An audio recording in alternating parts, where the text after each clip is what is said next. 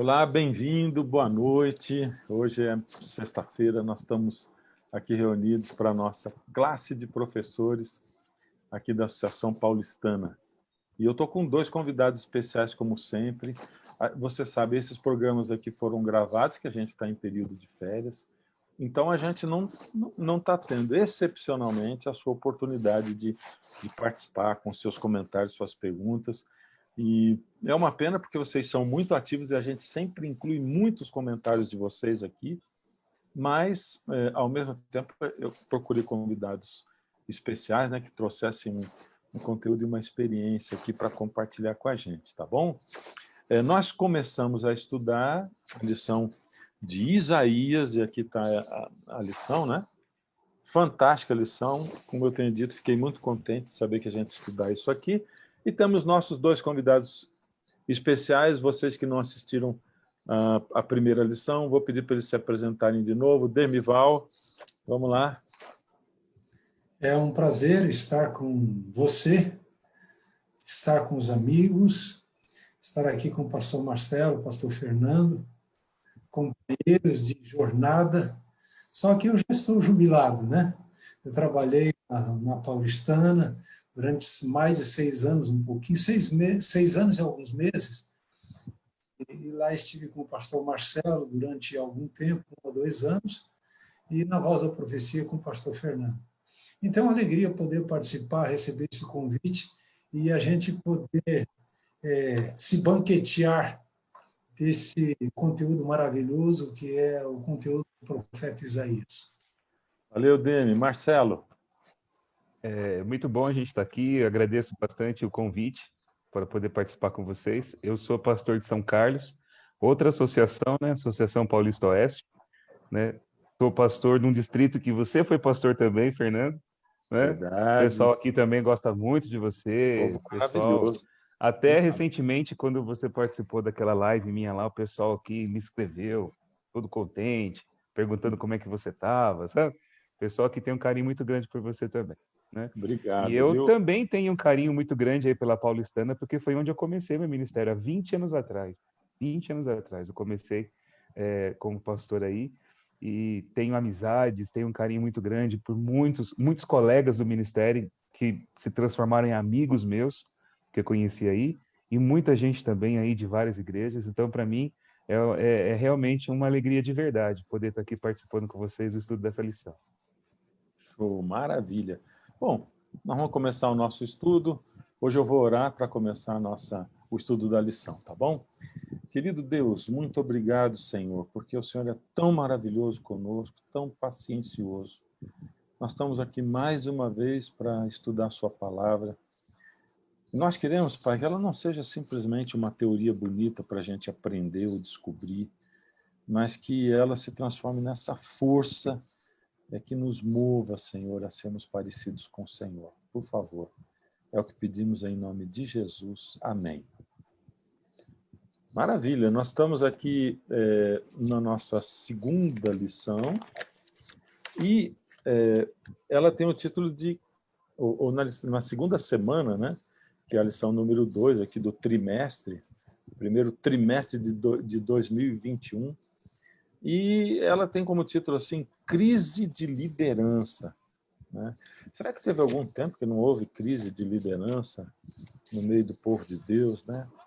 Nunca, né? Nunca, porque sempre liderado por seres humanos que somos nós, né? Sempre na mão de gente pecadora, de gente falha, né? Os problemas, as falhas, a gente vê que não são a coisa pior do mundo, tem suas consequências, muitas vezes terríveis, mas tem coisas piores nessas falhas, né? E a gente vai ver aqui no estudo dessa lição. Acho que a gente pode entrar no domingo, né? O que a gente poderia ressaltar aqui? Porque a lição, essa lição, eu estava falando com o Marcelo aqui antes da gente começar a estudar, né? Vamos de repente colocar um contexto histórico mais legal aqui da lição de Isaías e realmente começamos aqui domingo, vai falar de Uzias e tal, dos reis. O que vocês gostariam de ressaltar nessa questão dessa introdução, contexto histórico e tal? Achei muito interessante. O rei está morto, vida longa ao rei. Vamos falar sobre isso. Vamos lá. A gente, na lição anterior, a gente tinha falado sobre o relacionamento, né, de aliança que Deus tinha com Israel e a questão das bênçãos e das maldições da aliança, né? Uhum. E é curioso, até teve um título da lição da semana passada que falava assim sobre comer ou ser devorado, né? E a gente falou Isso. bastante sobre esse negócio de consequências, né, de decisões que a gente toma. Só que quando a gente volta para o contexto histórico aqui do profeta Isaías, a gente vê uma nação tão rebelde, uma nação tão distante de Deus, a ponto de serem comparados com Sodoma e Gomorra ali. A gente imagina que eles estavam vivendo o caos político, o caos econômico, o caos em diversos aspectos ali. Mas não, porque eles foram governados pelo rei Uzias. E quando a gente lê a história de Israel, Israel teve 2 momentos de prosperidade absurda. A primeira é chamada Era de Ouro, é a era com Davi e Salomão, que foi quando Israel alcançou, por um período de tempo curto, eles alcançaram o ápice das promessas de Deus. Deus havia prometido que eles seriam reconhecidos pelas nações. Você vê ali as nações naquela história, né? Claro que é um exemplo só na história da rainha de Sabá, que vai até Salomão para aprender da sabedoria dele. Aquilo era uma demonstração do que Deus havia dito que estava acontecendo. As vitórias. Davi anexa todo o território prometido a Abraão. Ele anexa como parte do reinado dele, sabe? Então você vê aquilo, a extensão do reino todo. O que Deus prometeu a Abraão, Davi governou como rei. E Salomão também. Só que depois, Salomão ele se afasta de Deus. Depois vem o filho dele, Roboão, que é um rei pior ainda. Aí o povo se revolta, o país racha no meio. Aí tem reino do norte e reino do sul. Uzias, ele é um rei do norte. E na época dele, Jeroboão II governava no sul, no norte. Perdão, inverti aqui. Uzias era um rei do sul. Inverti. Uzias era do sul, em Jerusalém. Ele era primo de Isaías. Ele é parente, eles eram parentes, né? E no norte governava Jeroboão, né? Que era Jeroboão II, não o primeiro, o segundo. E essa época, que é conhecida como a Era de Prata da história de Israel. Você vê que coisa interessante, né? É um período aqui tão complicado espiritualmente falando, mas cadê aquela lei de causa e efeito que a gente falou, né?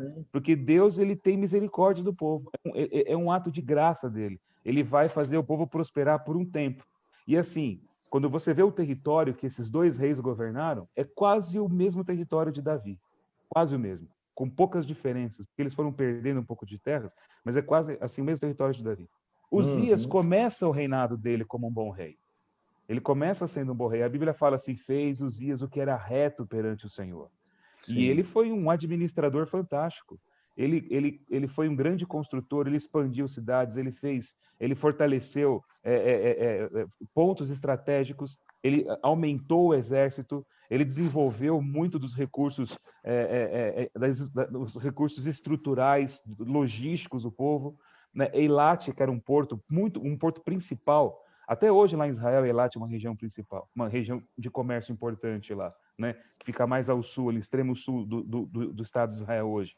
Ele prepara Eilat, o porto de Eilat, para poder receber mercadorias. Ele foi um bom rei. O problema de Uzias é que, no determinado momento, a gente não sabe direito o que se passa na mente e no coração das pessoas, porque a Bíblia é muito econômica nisso, né? A Bíblia só fala o seguinte, que quando ele já se fortaleceu, quando ele já havia se fortalecido, quando ele já estava ali bem, ele mudou o coração dele para a própria ruína dele, é o que a Bíblia fala. O cara surta com o poder, né? E a Bíblia fala de um ato dele, que é o ato dele se enxergar como sendo a autoridade plena, total. Ele era o rei e ele vai exercer a função de sacerdote, o que era uma coisa proibida pela lei. Né? Um rei é rei e sacerdote é sacerdote. Não há acúmulo de poderes tão grandes assim numa figura de uma pessoa só. Né? Aí o que ele faz? Ele pega incenso e quer entrar no santuário para oferecer incenso como sacerdote. E ele não faz isso num ato de adoração a Deus. Ele faz isso num ato de exaltação própria. Então, um homem que havia no começo... Eu posso. Então ele não quis prestar um serviço a Deus, porque o rei Davi, por incrível que pareça, há momentos na história em que Davi também entra no santuário, em que Davi também exerce coisas que só o sacerdote podia exercer. Exato. Mas ele sabe que eu tinha separado aqui uma perguntinha, né, Zezé? Mas só que vem cá, Davi também não Olha, eu nem rei, sabia, hein? também não. Olha aí, tá vendo? A gente nem combina nada aqui na lição, né? A gente vai falando e vai saindo a coisa aqui, né? Mas é verdade, Davi fez isso. Mas é que está aquilo que a gente falou na lição da semana passada sobre o estado do ser, a maneira como Deus olha a essência, né? Davi fazia isso como entrega para Deus. Davi fazia isso no coração verdadeiro de alguém que sabia que a presença de Deus extrapolava o santuário. Então, quando Davi fala assim, olha, uma coisa eu peço, que eu habite na tua casa todos os dias, até o fim da minha vida. Ele não está falando de morar dentro do templo. Ele quer a presença de Deus do templo na vida dele constantemente. Esse é o espírito de Davi, um homem que vivia num templo mais do que físico apenas. Uzias não. Uzias, ele usa essa estrutura do culto, da adoração, para exaltação própria. Ele quer mostrar que ele tem poder. Ele quer entrar no templo para oferecer o incenso. E aí o que acontece? Ele é ferido de lepra. Todo mundo fala, não faça isso, não entre, não faça isso. Os sacerdotes falam para ele não fazer essa loucura, mas ele é ferido de lepra. Então, assim... Aparece na testa dele na hora. Na testa dele, bem na cara, para não ter dúvida nenhuma. Ele já sai mostrando para todo mundo que ele está leproso, não é nada escondido. Não é? Eu fico imaginando o que ele sentiu naquele momento. Né? Então, né, a gente não sabe o que acontece com ele. Ele é afastado do trono, o filho dele vai ser corregente com ele não perde o trono, mas é o filho que vai governar efetivamente. Então, é um período com dois reis, né? Um rei assim que é mais uma figura de Estado apenas, e um outro que realmente é o chefe de Estado, né? Mas ele morre leproso. E é no ano da morte dele que Isaías tem a visão do chamado inicial dele. Né? A gente não falou muito aqui sobre isso, sobre esse contexto histórico, porque Isaías, diferente de outros profetas, ele não começa contando o chamado dele. Né? Primeiro ele mostra a constatação do estado do povo, para a gente poder entender qual é a ligação entre o estado do povo com o rei Uzias. Sabe? Primeiro ele mostra tudo aquilo que a gente viu, e agora ele fala, Uzias morreu. Quem foi Uzias? Uzias foi aquele que viveu, foi um grande rei, aquele que viveu a prosperidade, aquele que foi usado por Deus, aquele que mais depois ele surta, ele se afasta de Deus num ato de arrogância. E ele é ferido de lepra e ele morre leproso. Deixa eu colocar uma pimentinha aí na nossa conversa aí para vocês dois, né? Porque aqui, quando em 2 Samuel, quando fala da história do adultério de Davi, né? Aí diz assim, decorrido um ano no tempo em que os reis costumam... Aí já vem mostrando o que Davi fez, como ele chegou lá, né? Acordou de tarde, tinha dormido o dia inteiro, não tinha ido para a guerra e tal. Ou seja, Davi chegou num ápice ali do seu reino. E, na verdade, ele já tinha, né? Antes, ele tinha... aberto aqui uns rombos na armadura espiritual dele, né? Quando a gente lê aqui em 2 Samuel 5, o verso 12, aqui diz assim, ó, reconheceu Davi que o Senhor o confirmara rei sobre Israel e que exaltara o seu reino por amor do seu povo. Eu vejo um paralelo, assim, sabe, com o Uzias aqui, sabe? Esse reconheceu, quer dizer que o Davi olhou e falou assim, puxa, nunca pensei, eu era um pastorzinho de ovelha, nunca pensei que eu ia chegar onde eu cheguei. Olha aqui, olha o meu cargo, olha a minha função, olha onde eu estou, olha o que eu fiz, olha as obras da minha mão, olha onde chegou o povo de Deus, onde chegou... E aí eu posso pensar como pastor, onde chegou a minha igreja, onde chegou a minha associação, a minha divisão, onde chegou a igreja mundial, olha onde chegou, né? Ou seja, Davi... E aí ele já começa... primeiro, ele começa a estabilizar ou a parar, né, de nadar contra a correnteza, porque seguir a Deus é nadar contra a correnteza, e quem para de nadar contra a correnteza é levado, né? E ele faz algumas coisas, né, como, por exemplo, pegar um monte de concubina, não era para o rei acumular cavalo, nem mulher, nem tesouro, e ele vai cada vez mais cedendo nessa essa figura de uma libido muito forte, que era o Davi, né? E aí ele vai se desligando de Deus. Então tem esse paralelo entre o Uzias também, que é aquele camarada que reinou, que foi abençoado, que viu Deus trabalhando através daquilo que ele fez, e que, de repente, naquele momento, ele achou que podia mais do que, na verdade, ele podia, né, Demival? Começou bem, viu, pastor Fernando? Começou bem e terminou mal. Eu fui, durante algum tempo, departamental da terceira idade. Eu entrando na terceira idade e sendo departamental lá na Paulista Leste. Uhum. E ao estudar o tema e ao ver muita coisa, eu me deparei com um fato muito importante e eu aplico com muito cuidado na minha vida. Às vezes a gente fica a vida toda semeando alguma coisa e aí quando mais velho vai colher. A gente colhe isso. A gente tem que ter muito cuidado. Então, a princípio é só uma sementinha, começa a produzir e depois os frutos são amargos. Então, o perigo é de a gente ir bem na vida espiritual, ir bem na relação com Deus até determinado ponto. E Uzias foi assim, ia muito bem no reino. Eu, quando era garoto, eu me lembro de ler a história de Uzias, eu fiquei apaixonado. Diz que ele era amante da agricultura também. Era um homem extraordinário, né?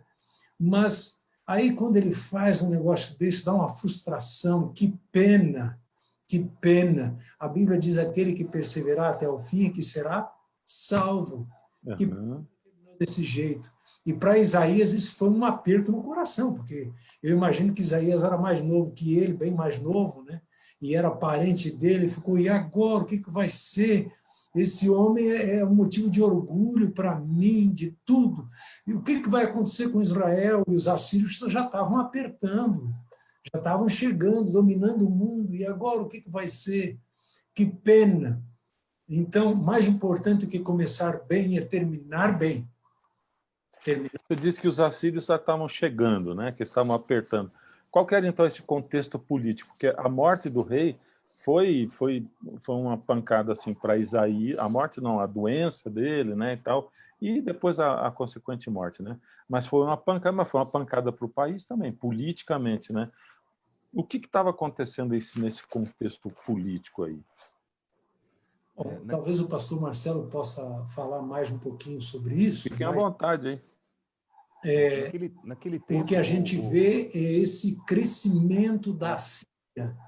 A Síria cresce como império mundial, tanto é que 20 anos depois ela simplesmente acaba com o território, né, com o reino do norte, o reino de Efraim, e então ele começa a dominar o mundo todo.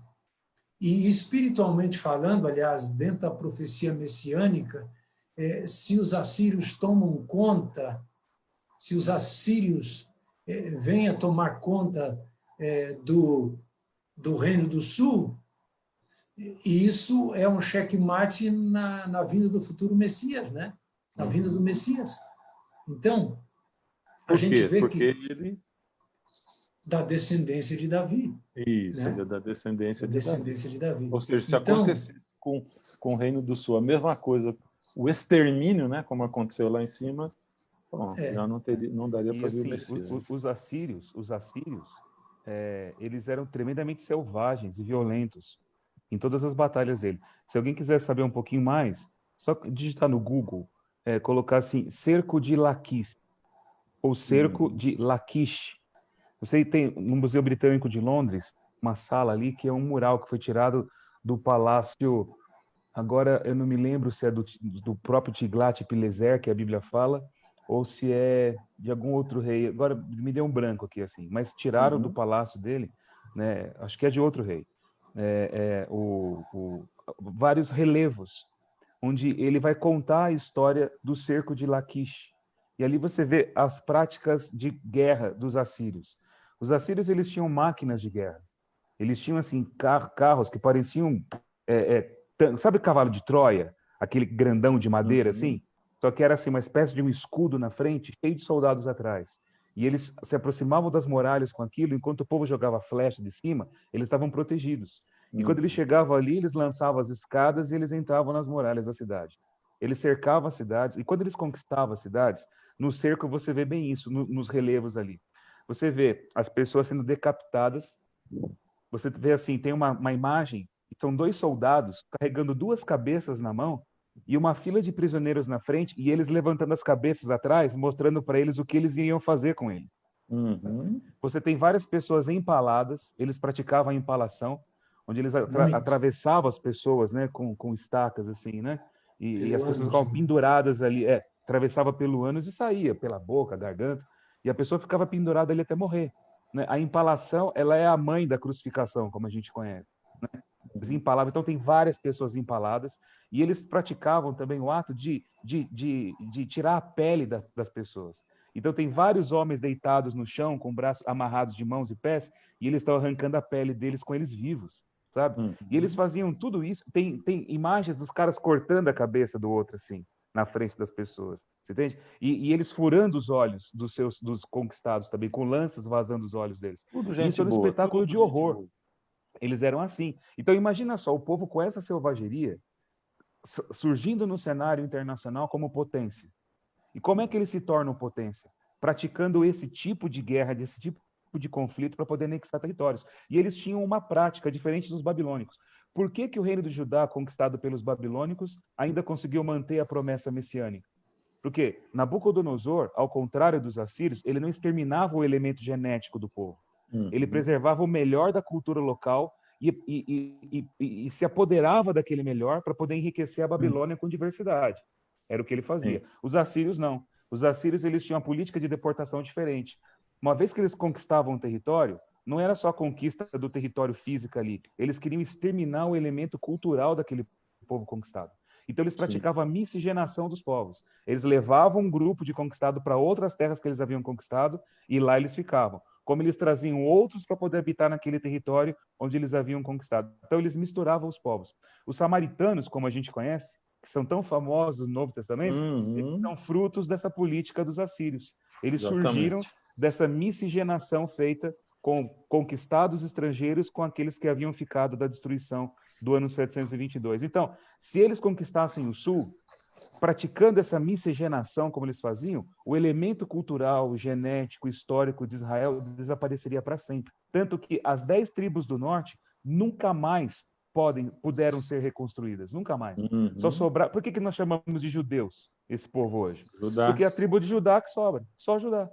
Sobra Sim. Judá, Benjamim e levitas, sabe? Que habitavam o sul. Então, genericamente, todos são chamados de judeus, porque a maioria deles é a tribo de Judá que sobra, que é a tribo de Davi, que é o trono do rei Davi ali. Então, esse é o contexto histórico, é essa ameaça subindo, o rei Uzias morre, e é interessante que a gente falou aqui, né? O Dermival falou, não importa só começar bem, tem que terminar bem, não é? A vida de Uzias, ela é em si mesma um exemplo da própria história de Israel. Não é? Ele meio que encarna a história do povo de Israel, porque Israel começa bem com Deus, começa fiel, começa sendo usado por Deus, começa expandindo, começa concretizando promessas. Só que depois eles se distanciam, eles se esfriam, eles se voltam contra Deus, eles têm um surto de grandeza, eles querem ser como outras nações, eles acham que podem caminhar sozinhos, eles vão confiando em alianças políticas, não confiam mais em Deus, eles acham que são independentes, e Uzias morre leproso. E Isaías, lá no começo do livro dele, diz assim, que Deus olhava para o povo, diz que não via nada, a não ser feridas, contusões e chagas abertas. Deus descreve o povo como se fosse um estado de lepra coletiva. Não é? Assim como era o rei, era o povo também. Né? Então, Uzias morre.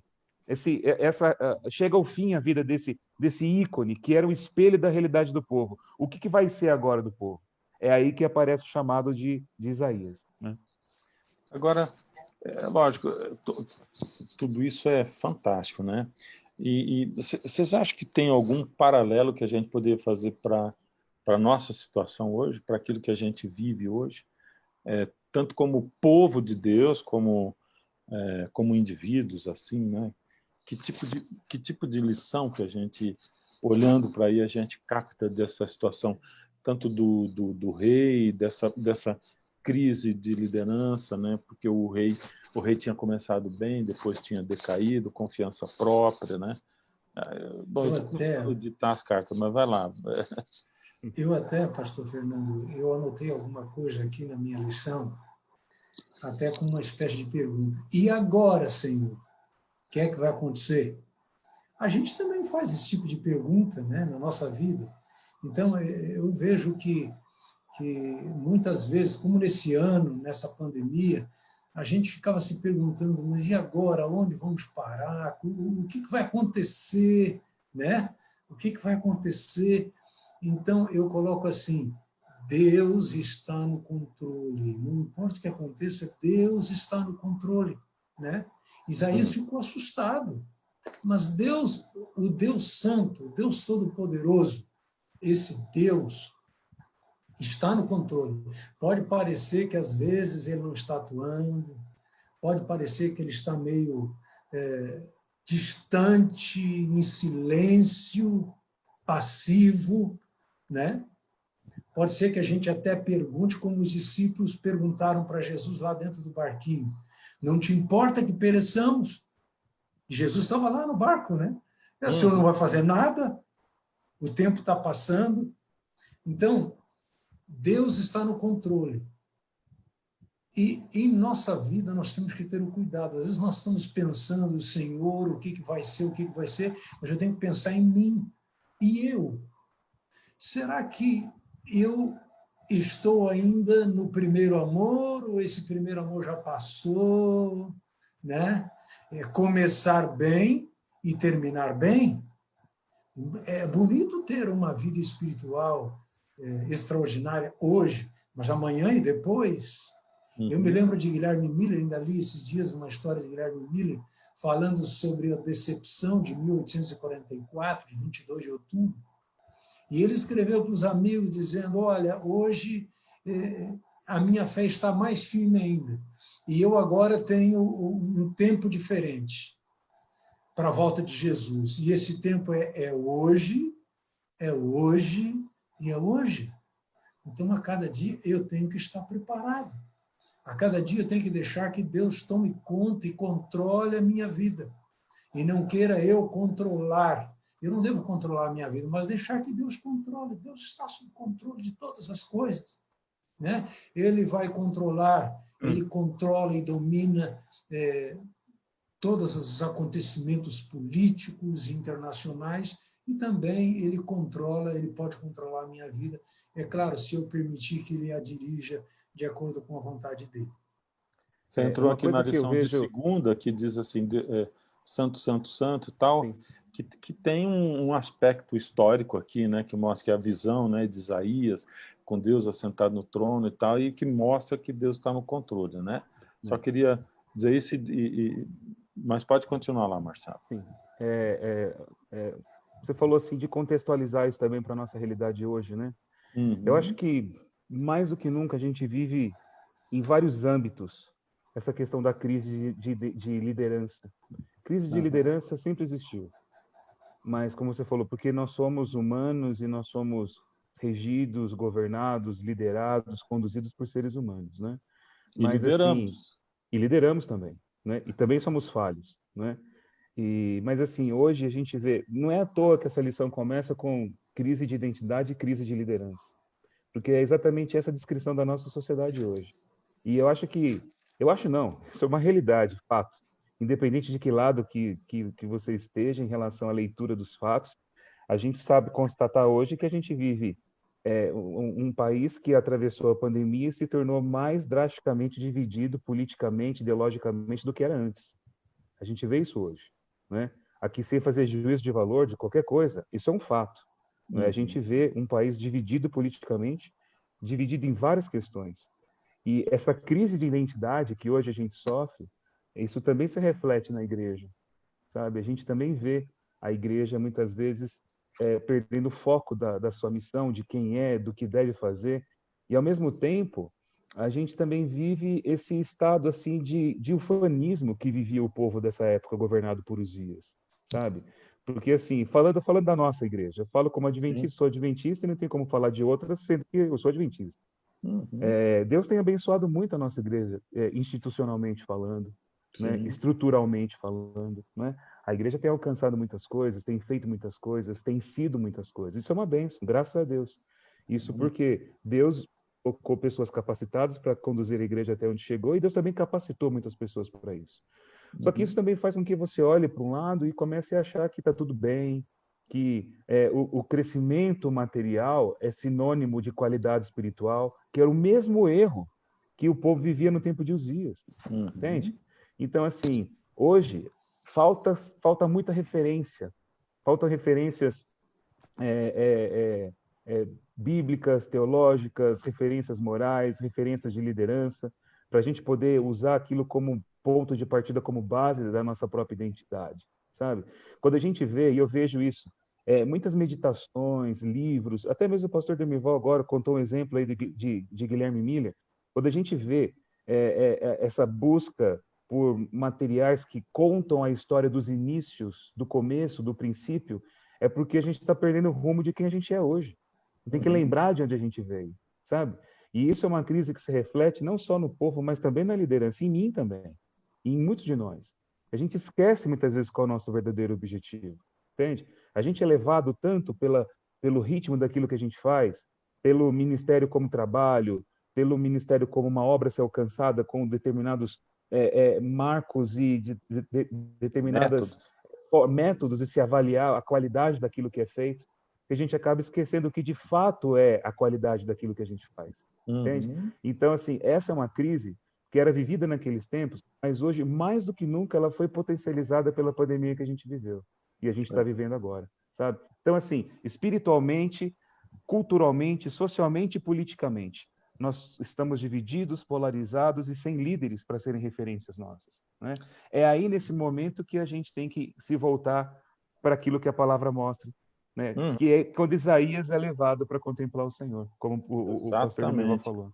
E que vamos entrar aqui na lição de terça, mas tem um negócio assim que eu achei muito fantástico, porque a gente está vivendo uma época de extrema vulnerabilidade coletiva, né? Quer dizer, você não sabe quando você vai ficar doente ou alguém da sua família e nem aonde isso vai levar.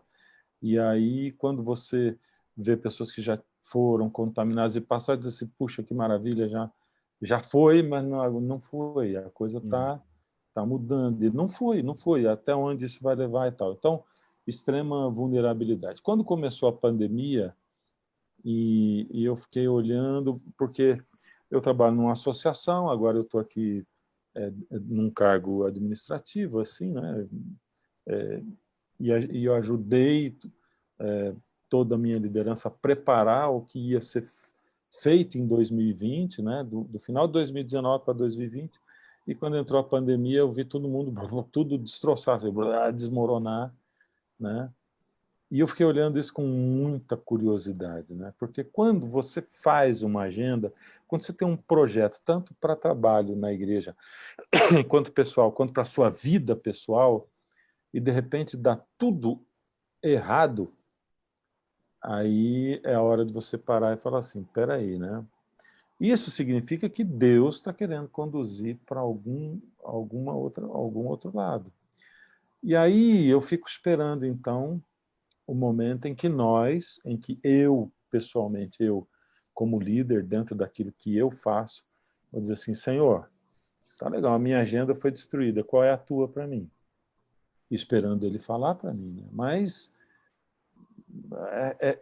porque a gente é muito tentado, né? Eu sou tentado, nós, a pegar e dizer, não, como é que eu posso adaptar aquela agenda anterior à nova realidade? Como é que eu posso fazer uma nova agenda? Puxa vida, né? Aí a gente perde a chance de mudar, né? Então, e o tempo, a gente né? perde a oportunidade de transformação e de deixar Deus ser Deus, né? Assim, eu acredito, graças a Deus, pelo que a gente viu até agora, Deus, assim, falando em termos nossos aqui, Deus abençoou muito a nossa igreja nesse período de pandemia, né? Preservou a nossa igreja, preservou as nossas instituições, abençoou os nossos irmãos no meio de uma crise financeira enorme, como a gente está passando aqui agora. A igreja tem caminhado, a igreja tem conseguido, até em alguns lugares, ter resultados muito bons, positivos. Mas também tem coisa ruim que aconteceu, tem resultados negativos. Se a gente não encara isso, a gente não olha os dois lados, né? O que de bom veio, a bênção, e também o que veio também de ruim. E aquilo que veio de ruim pode mostrar para a gente um caminho diferente. Pode mostrar que determinada coisa não era percebida antes, porque ela não foi colocada debaixo de um holofote da pressão que a pandemia colocou. Quando a gente não quer olhar aquilo que é ruim e só quer focar naquilo que a gente fez de bom, a gente perde essa oportunidade de mudar também, de deixar Deus ser Deus. A gente se apega à nossa agenda, como você falou, e a gente deixa de olhar para que, olha, Deus revelou também que tem isso aqui que tem que ser mudado. Isso aqui não vai funcionar, né, dentro dessa realidade de um mundo novo aí que está chegando para a gente. Uhum. Né? Então a E gente sabe, também assim, tem que deixar Deus ser Deus no meio de tudo isso. Né? e eu fiquei bastante assim comovido mesmo nesse final de ano, nas últimas reuniões, que aqui o nosso líder do campo aqui, e eu, sabe, eu estou há 3 anos me aposentar, não tenho que agradar ninguém, nunca fiz isso, né? Mas foi muito interessante ver aqui nosso líder do campo, o presidente do campo aqui, reunindo, né, os departamentais do grupo de pastores, ele e o secretário colocando as estatísticas, quer dizer, o que nós somos agora, depois da pandemia, nos últimos 3 anos, 5 anos e tal, e o que nós somos agora, nesse momento, o que aconteceu? E aí fazer o balanço e dizer assim, ó, isso aqui foi melhor, isso aqui, mas olha o tanto de coisa que não está legal, né? Por que está assim? Vamos achar o porquê espiritualmente, onde é que nós estamos falhando, vamos ver para onde nós devemos ir. Olha, fiquei Isso é muito muito bom. feliz. Isso é muito bom. Esse é o caminho. Esse é o caminho. É o caminho que diz Isaías. No meio daquela crise enorme, Deus se revela e ele enxerga a glória de Deus naquilo. Porque a Uhum. crise também é uma crise de oportunidade, como a gente costuma falar. Não é só uma crise de desconstrução, mas são caminhos novos, oportunidades novas se abrem. Porque a gente tem que se reinventar. A gente tem que procurar outra coisa, não é? E E essa alternativa, historicamente, pode sim. falar. Então, essa alternativa de começar algo novo, ela tem que partir da minha percepção da glória de Deus em mim. Se não parte de Deus, não é nada novo. Se não parte de Deus, eu estou processando alguma coisa com outro nome, outro formato, e aquilo depois só pode até gerar uma empolgação, mas aquilo depois vai se esvaziar. Então, é nesse momento que a glória de Deus tem que ser percebida e esse comprometimento com aquilo que Deus deseja tem que ser abraçado, que é o que Isaías faz, quando ele contempla a glória de Deus, né? Então, isso que eu ia perguntar, né? Quer dizer, o que tem historicamente aqui que determina isso na vida do Isaías, né? O que aconteceu aqui que a história bíblica conta para a gente, né? Que determina essa mudança nele. Interessante que o capítulo 6 do livro de Isaías começa dizendo: no ano em que morreu o rei Uzias. Uhum. Quer dizer, Isaías relata isso porque para ele esse é o divisor de águas. No ano em que morreu o rei Uzias, no ano em que as esperanças, no ano em que as coisas boas acabaram, no ano em que nós entramos em parafuso, no ano em que nós passamos a ter Recessão. dificuldade. Nesse ano, exatamente nessa circunstância, Deus se revela a Isaías. O Senhor se revela, o Deus Santo. Ele tem uma visão maravilhosa, uma visão extraordinária, grandiosa de Deus. E no meio dessa visão nós temos, eu diria assim, basicamente 2 coisas que eu quero destacar agora. A primeira delas é Deus vem e toca com a brasa do altar, ele toca os lábios do Isaías, do profeta Isaías, e faz o chamado para ele. Quer dizer, nesse tempo difícil, Deus tem alguma coisa especial para Isaías. Ele chamou Isaías para ser um servo dele, para pregar, para anunciar as boas novas e más novas, seja o que for. Então, e Deus capacita, Deus chama, Deus capacita e envia Isaías, né? Envia Isaías. Isso está aqui na lição de terça e quarta-feira. Então, a gente vê que Deus não se revela de qualquer modo, de qualquer maneira para a gente, sem objetivo. Deus tem objetivo. Eu gostei, o pastor Fernando falou do presidente que chamou, e agora como é que vai ser? Deus então vem e se revela a Isaías, como se revelou a Ezequiel, né? Como se revelou a Daniel e ao próprio João, o apóstolo João mais tarde. Deus, eles têm uma visão maravilhosa, né, de Jesus Cristo especialmente, a visão do trono de Deus. E aqui nós temos um chamado, um desafio para Isaías. Isaías, você é o homem agora para fazer uma grande obra no meio do meu povo. Né? Uhum. Assim, A questão, perdão, deixa eu só desculpa. fazer uma pergunta. Sim. Alguém de vocês tem ideia? Porque eu não olhei agora que eu... Quantos anos tinha o Isaías aqui? Vocês sabem, não? falado aqui, não sei que idade ele tinha, mas ele não era uma A gente não criancinha tem. mais, não era Não, um não, não, menino, não. ele Já era um homem já já maduro, estava né? maduro, né? Eu acho que, né, nesse período aí, ele deveria ter o quê? Entre 20 e 30 anos, né? Mais ou Será? menos Deve ser isso. No aproximadamente começo, isso, no né? começo do seu Do ministério. ministério dele, né? Tá. O que é assim interessante historicamente falando, né? Para quem gosta de detalhes assim, Isaías tem uma visão de Deus no templo, no santuário. Alguns chegam assim a divergir, né? Alguns acreditam que Isaías estava no templo em Jerusalém, do lado de fora, né? Que ele não podia entrar no templo, ele era um sacerdote. Mas ali, do lado de fora, você vê o templo aberto, e ali ele contempla Deus ali dentro. Ou então ele foi levado num êxtase espiritual ao templo celestial, né? Onde ele vê a glória de Deus Uhum. enchendo a casa, né? E assim, a visão de Isaías, ela é muito parecida com a visão de Ezequiel e com a visão de João no Apocalipse. E o que liga essas três visões? Como o pastor Demival falou, são momentos de crise imensa. Essa crise moral, de identidade, de liderança de Isaías, no tempo de Ezequiel, é o exílio da Babilônia, a nação destruída, eles cativos num outro território, a perspectiva de futuro é zero. E no tempo de João, João era o último apóstolo vivo, a igreja minguando, perseguida pelo Império Romano, sem nenhuma perspectiva de futuro. Entende? Então, assim, o cenário é caótico nessas três situações. E qual é a característica dessa visão? Deus no trono, sempre. É Ele no comando. Ele convida você a olhar a história do ponto de vista de quem se assenta no trono e não de quem está embaixo. Ele fala, olha quem se assenta. Lá no Apocalipse, há uma frase muito bonita, né? Deus fala assim, sobe para cá. Ele fala para João, vem para cá. Uhum.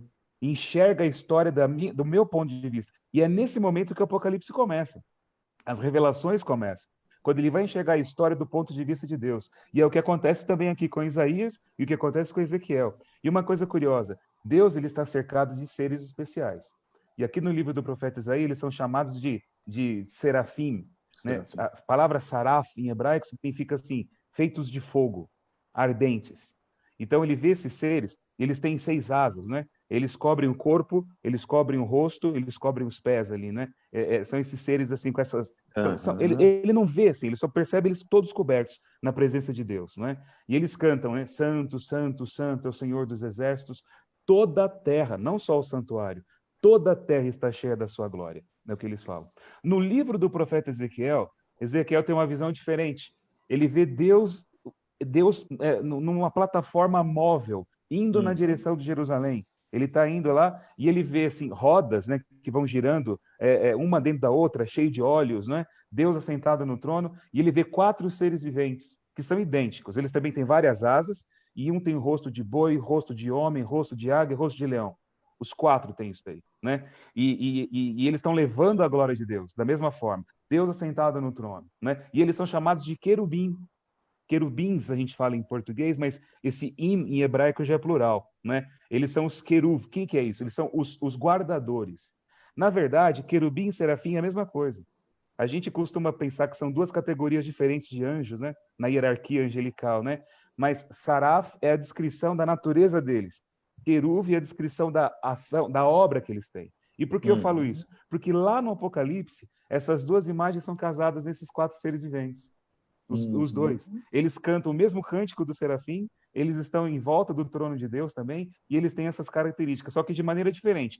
Um é leão, outro é homem, outro é boi e outro é águia. E eles estão cheios de olhos, por dentro e por fora, a semelhança das rodas que estavam ali no trono na base do trono de Deus, né? E eles cantam também, Santo, Santo, Santo é o Senhor. Então, isso é para dar essa ideia, né, do controle, do poder de Deus, da santidade de Deus. E Isaías, ele percebe isso. E aí ele se sente um ser ínfimo, né? Ele se sente microscópico diante de tudo aquilo ali, daquela grandeza de Deus, né? Então, esse é o impacto que Deus quer colocar nesse momento de crise que o profeta está passando. Fantástico isso aí. Nunca tinha pensado nesse prisma aí, né? Agora, Aliás, ele acha que vai morrer, né? ele acha Claro, que Ele acha vai que vai morrer. perecer porque ele agora. tem consciência. Porque assim, quando você sabe quem Deus é, Uhum. também vai saber quem você é. Quando você tem uma visão correta de Deus, você vai ter uma visão correta de você mesmo, não é? Quer dizer, Deus é isso tudo, quem eu sou? Nada. E é nessa hora que o anjo tira, um dos serafins, ele tira uma brasa do altar, que é usada para poder sempre acender o incenso, né, que é oferecido no santuário, e ele vai tocar a boca do profeta Isaías. E quando ele toca a boca, ele purifica o profeta. E uma coisa muito bonita que a lição fala aqui, né? Aquela brasa era usada para atiçar o incenso. Quando ele toca Isaías com aquela brasa e ele não queima, na verdade, ele está transformando Isaías no incenso para Deus. Agora você é a oferta, você vai ser oferecido. De você vai proceder aquilo que é para o louvor, para a glória de Deus. Ele dá um sentido para a vida daquele homem nesse momento agora, quando ele é tocado por isso. E sendo que a fumaça do incenso, ela ocultava a glória de Deus, né? Quer dizer, a mesma coisa nesse incenso vivo, que é o Isaías exalando, né? E contendo a glória de Deus naquilo que ele fazia, né? Mas eu queria chamar a atenção de duas coisas. Primeiro, Deus está no controle, Deus está no comando, Deus está no trono. A gente sempre tem uma tendência de ver a Bíblia de uma forma egoísta, né? Quer dizer, eu estou passando por problema, eu estou no controle. Opa, então quer dizer que não vai acontecer nada de mal comigo, né? Mas o que é o mal, né? O que é o mal? Quer dizer, eu morrer é mal, o meu filho morrer é mal. Lógico, tudo isso causa muita dor, né? O próprio Jesus sentiu a separação do Pai, ele pediu para, se possível, não morrer, né? Ou seja, tudo isso humanamente é muito difícil. Mas quando Deus diz assim, eu estou no controle, eu estou no controle do universo e eu estou garantindo para você a eternidade e eu estou garantindo que a salvação vai estar disponível a mais pessoas quanto possível e nada que vai acontecer nesse mundo vai ser a revelia. Eu estou no controle dessa coisa aqui, não exatamente da minha vida, eu, Fernando, em particular, e de que ele vai garantir que não vou sofrer, que nada de mal vai acontecer, no sentido do mal, como eu, ser humano, penso, né? Então, essa é uma coisa. E a outra coisa que eu queria destacar é essa questão dessa brasa viva que Isaías, que já era um adulto, né, e que já era do povo de Deus, e que já tinha feito a entrega da vida dele, por isso que eu estava perguntando da idade, que eu não tenho a mínima noção, ele passa por uma reconversão, né? Essa coisa de estar diante da glória de Deus, né? E de ser tocado por essa brasa faz com que ele passe por uma reconversão já depois de uma certa idade, depois de ter feito essa entrega, né? E que é uma experiência que é muito significativa na vida da gente, quando a gente proporciona que Deus faça isso, e que ele faça isso não só uma vez, né, mas que quando a gente continua buscando, né, não como uma experiência mística, né, mas como uma pode até ser mística, pode ter alguma coisa do encontro com Deus, de Deus tocar o seu coração, emocionar você, pode ter, mas a base não é essa, né, a base é do entendimento de quem é Deus e da assimilação de quem é Deus e de deixar Deus reproduzir essa vida dele em mim, né? E a gente está aqui, quando fala do Isaías conter a glória de Deus, nós estamos indo para a quarta-feira, que é comissão real, né? Se vocês ainda tiverem alguma coisa para falar da terça, não tem problema, estamos partindo para a quarta. Só uma coisinha que você falou aqui, só para poder deixar isso bem claro, quando a gente fala essa ideia de Deus no controle que você disse, né? Nós somos tão pequenos, tão caídos, tão limitados, que a gente não tem nem ideia do que é bom e do que é mal. A gente não tem referência, né? Desde quando o homem comeu da árvore da ciência do bem e do mal, ele não sabe mais discernir completamente o que é bom e o que é mal. A gente sempre mistura as coisas. A gente acha que o que é bom é mal, que o que é mal é bom, e na verdade aquilo que é bom para a gente não quer. A gente quer aquilo que exatamente é mal para a gente, achando que aquilo é bom. Então, até para eu poder julgar o que é bom e mal, para poder determinar o que Deus está fazendo ou não, eu não tenho capacidade. É claro que tem coisas que são horríveis, o sofrimento extremo, terrível. Isso é uma coisa que não agrada a Deus e muito menos a nós. Mas essa ideia de que a Deus no controle vai ser tudo bom para mim, essa ideia dessa teologia de retribuição, retributiva, né, isso é uma coisa muito pequena, porque nem sempre Deus no controle vai significar a minha vontade sendo realizada, né?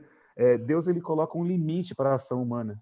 O que ele está dizendo é o seguinte, ó, no fluxo da história tem barreiras que eu determinei. Dentro desse limite, a humanidade vai fazendo aquilo que ela escolhe. Tem altos e baixos, coisas boas e ruins, entende? Mas ele vai segurar o limite porque ele conduz a história para um objetivo. Se ele conduz a história do mundo, A minha também. Mas uma coisa que a gente tem que entender, a gente costuma muito citar aquele verso de Romanos, né? Sabemos que todas as coisas Todas. cooperam para o bem daqueles que amam a Deus, né? A gente fala assim. Só que se você for ler o texto mesmo, original, o texto grego, ele permite uma tradução diferente também. Fala assim, Deus coopera conjuntamente com aqueles que o amam, para que o bem seja manifesto. É isso que o texto quer dizer. Entende? Quer dizer, junto com Uhum. aqueles que Deus trabalha junto com aqueles que ele ama, para que o bem seja manifesto em todas as coisas, até naquelas que são ruins. Entende? Ele não está dizendo Sim. que tudo vai acontecer de bom para mim. Ele fala que até naquilo que é ruim, quando eu tenho fé na direção de Deus na minha vida, das coisas ruins eu posso extrair aquilo que é bom. Porque Sim. ele trabalha conjuntamente com aqueles que o amam para que o bem seja manifesto. Entende? Sim, Essa que é a sim. grande... E a gente não entende isso muitas vezes. E a gente duvida de que Deus controla as coisas, porque a gente vai querendo ver a manifestação da nossa vontade, ou do nosso conforto, ou da nossa proteção e segurança na vida o tempo todo. E acha que isso é ser protegido por Deus, entende? E sabe, isso é muito importante na época que a gente está vivendo hoje, né? Porque, olha, enquanto eu estou falando com vocês aqui mesmo, eu estou com 6 pessoas na minha família com Covid, né? Desde uma adolescente que está passando pelos sintomas leves, até um cunhado que foi internado, né? E que passou por uma situação muito difícil e que agora teve uma melhora. A gente tem aqui na nossa associação muitos casos, né? De membros, pastores, as nossas listas de oração estão grandes, né? Estão grandes. Né? Outro dia uma colega nossa colocou, puxa, minha lista de oração está muito grande. E é verdade, se você vai colocando tudo. Então, a gente precisa de ter essa visão, né? De como que Deus atua. Bom, eu estou fazendo todas as coisas para o seu bem, para a sua eternidade, para garantir a sua eternidade. E você vai ter os acidentes por aí, né? Porque o bem maior não é só o nosso conforto agora. Qual que é o mal maior? O mal maior é eu permitir que o meu coração se torne mal. Entende? Uhum. O mal maior é a minha maneira de responder para o mal ou para o bem que eu receba na vida. Quer dizer, se eu recebo o mal e me torno mal, ou se eu me torno arrogante e insensível com o bem que eu recebo, o mal aconteceu. E esse é o mal que Deus quer evitar. Uhum. O mal, ele quer evitar o mal que eu me torne. Entende? Não é simplesmente. A gente pensa que o mal é a morte, é a perda do Não ter dinheiro. emprego. Claro que tudo isso é ruim, é óbvio. E a gente tem o direito, como Paulo falou, se vocês puderem ter vida boa e mansa, amém. É o que Paulo fala, sabe? Uhum. Mas se eu não puder estar com isso, qual é o mal maior que Deus quer me proteger? Não é se eu contraio um vírus, se eu venho a óbito amanhã, eu vou dizer que Deus me abandonou? Que Deus não estava comigo? Porque se Deus estivesse comigo, ele me curaria? Não é assim. Uhum. Quer dizer, como é que eu vou responder a isso tudo? Sabe? Esse é o mal maior que pode acontecer no meu coração. Então, se eu consigo passar por aquilo que eu considero mal e manter no meu coração a chama da fé, a esperança em Deus, minha alma responsiva para Ele, então no meio do mal o bem maior aconteceu. E é isso que Ele deseja realizar em nós, entende? Só que a gente não consegue ter essa visão. Por isso, o nosso coração muitas vezes enfraquece diante dessas coisas, né? Uhum. Eu quero, pastor Fernando, destacar duas coisinhas. Primeiro, o salmista, quando ele só entendeu a questão da prosperidade dos ímpios, quando ele entrou no santuário. Quando ele entrou no santuário, ele viu o fim dos ímpios. E eu agora quero destacar uma outra coisa, Asaf, né? é Asaf. Eu quero destacar uma outra Uhum. coisa, é o seguinte, é de que Deus nos dá a oportunidade de irmos com confiança ao trono da graça. Uhum. Então, em meio ao caos, em meio à pandemia, vamos ao trono da graça. Ali a gente vai ter uma visão do amor, da salvação de Deus para nós também. Então, é importante que a gente vá ao santuário, né? Vá diante do trono. É importante que a gente vá. Uhum. A gente vai entender muitas coisas, aquilo que está acontecendo no mundo, e também vai poder entender quão graciosa é a salvação de Cristo Jesus que ele nos Uhum. oferece. Essa questão da comissão real, né? Eu acho que para mim ficou muito interessante, muito marcante ver esse preparo que Deus deu para Isaías, né? Quer dizer, como bom, essas comparações ou esses símbolos, né, eles vão se repetindo na Bíblia, né? Jesus, aí a brasa toca os lábios de Isaías, né? E eles tornam incenso vivo. Na parábola das 10 virgens, elas têm lamparinas, que com a chama acesa significa que tem o azeite do Espírito, né? Cristo recebe o Espírito antes de iniciar o seu ministério, ele é batizado na água e no Espírito, né?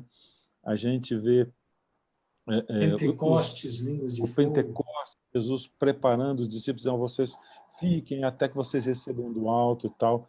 E isso aqui se manifesta na vida do Isaías também. Quando ele toca essa brasa viva, tudo isso aí se conversa, né? E mostra para a gente claramente que não tem como a gente ser usado na vida corriqueira, né? A gente pensa muito em ser usado nos púlpitos, nos microfones e tal, né? Mas o dia a dia, a semana passada eu estava conversando com uma moça, né? De uma loja, né? E de repente o assunto vai, e o assunto vem, e ela deixou escapar porque estava sofrendo, e aí diz, poxa, todo dia quando eu oro de manhã, eu peço para Deus me encaminhar pessoas, e estou vendo que você é uma pessoa para quem Deus me encaminhou e tal. Conversei um pouco com ela, ficou toda emocionada e tal. Mas a gente precisa, né, dessa unção diária, desse fogo que consome os nossos pecados, iluminando as outras pessoas, né? E essa comissão real de Isaías foi dada assim, nessa perspectiva. E podemos misturar essa coisa com esse apelo espantoso, né? E para partir para o fim já, a gente tem alguns minutos, uns 5, 6 minutos para terminar a nossa lição.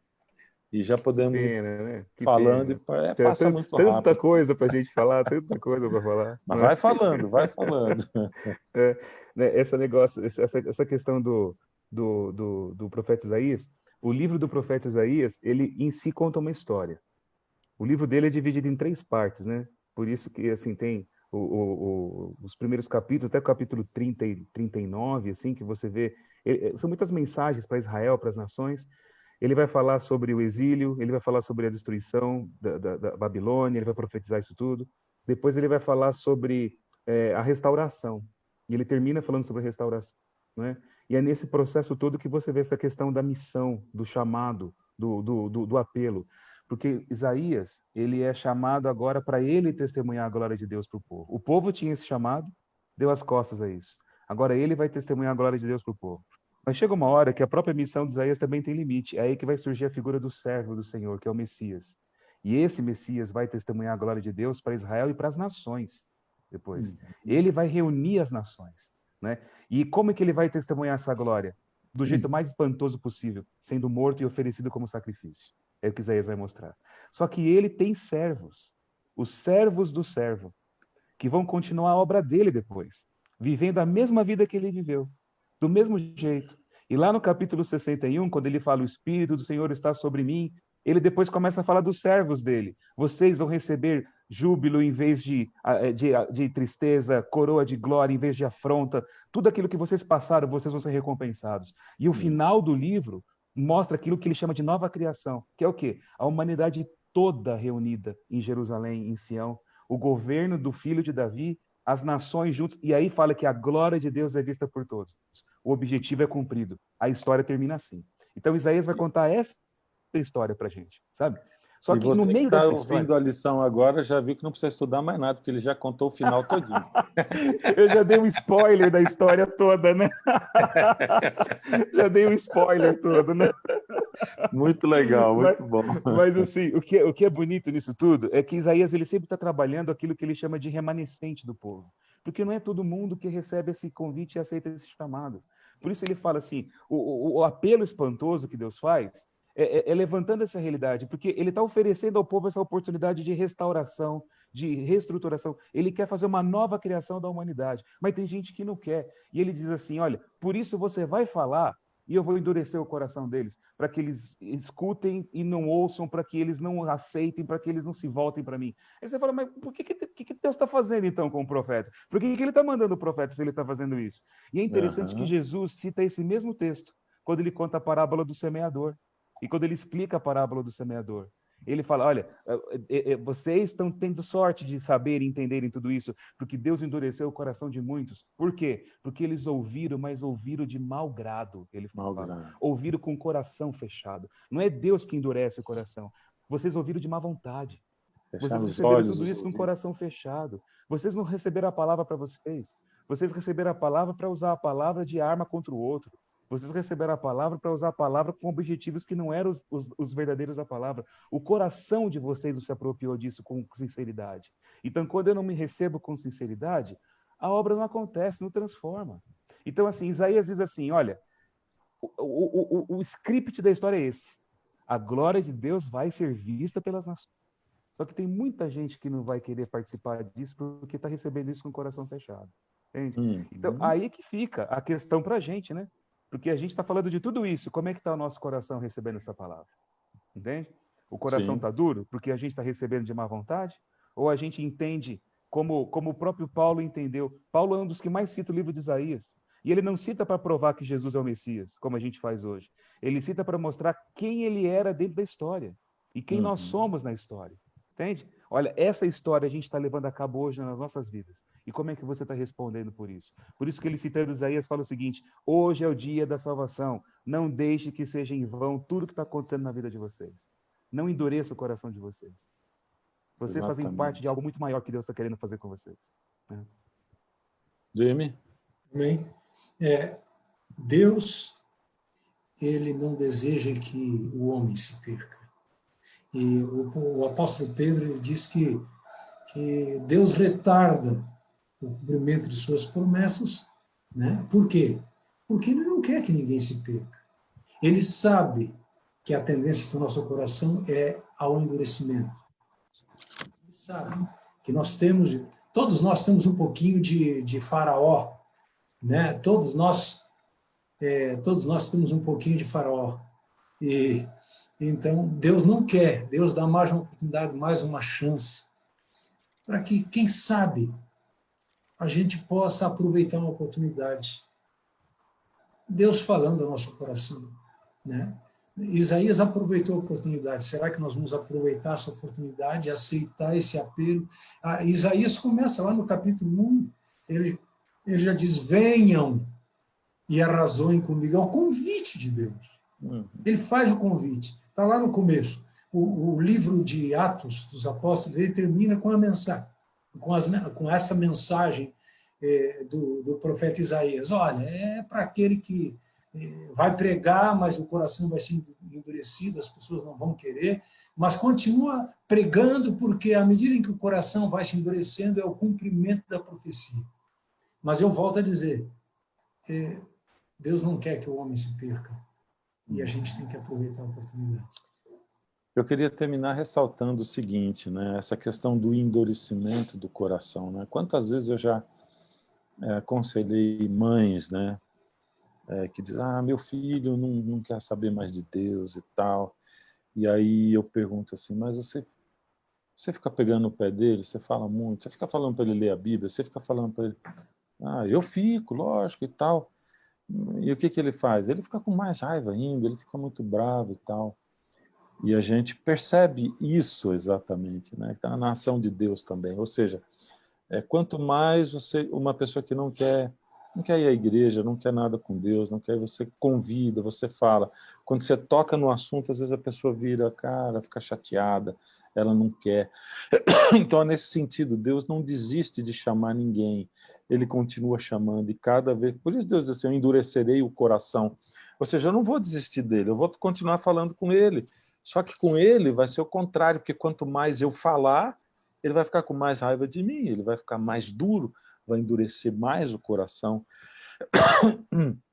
E aí eu queria colocar para você aquilo que eu sinto também, né? Eu fico pensando assim, para que é que Deus está me chamando e que eu não estou respondendo, né? e para o que meu coração está se tornando cada vez mais duro. Porque tem dentro do próprio Evangelho aspectos para os quais a gente endurece o coração, fecha os olhos e fecha os ouvidos. Esse texto que o Marcelo citou, né, que é Mateus 13, quando Jesus conta a parábola do semeador, né, e ele diz assim, porque de mau grado ouviram, né, de mau grado, e fecharam os olhos e fecharam os ouvidos para não suceder que vejam e que ouçam e que eu transforme o coração deles. Ele está dizendo assim, bom, o problema deles é que eles fecharam para nem correr o risco de eu transformar.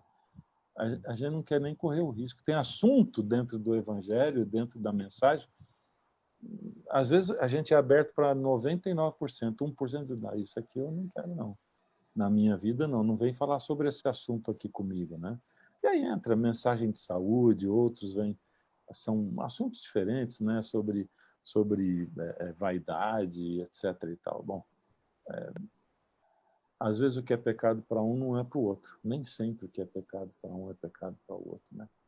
Bom, estamos estudando Isaías, né?